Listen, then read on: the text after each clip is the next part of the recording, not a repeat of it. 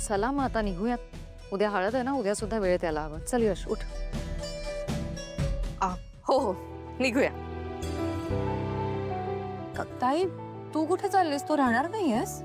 अगं रेवू, इथली सगळी तयारी झालीये आणि मी म्हंटल होतं ना, मी तुझी बहीण असले तरी ह्या लग्नात मी मुलाकडची आहे. अगं तिथलं पण सगळं बघायला नको का? मग बरोबर आहे, जातो घरी.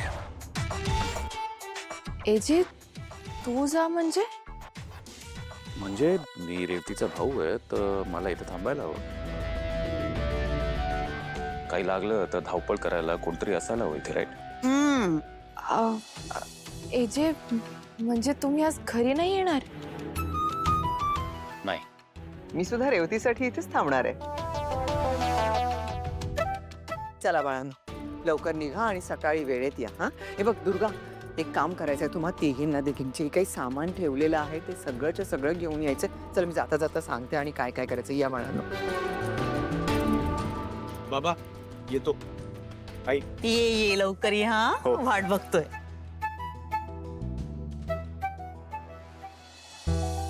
एजे तुम्ही खरंच घरी येणार नाही यार?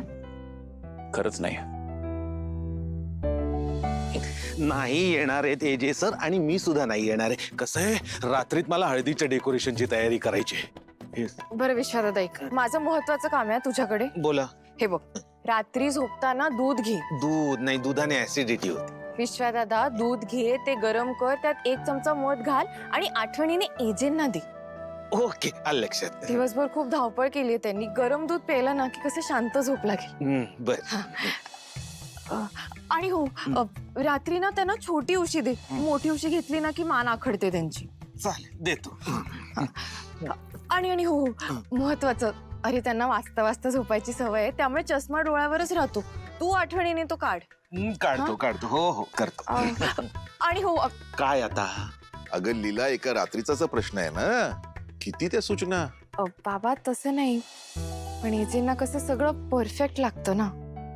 अगं लीला, एजे जावई आहे त्या घरचे, आम्ही त्यांची काळजी नाही का घेणार? काय बोलतेस तू? लीला, आय एम फाईन या, काळजी करू नकोस. जातो.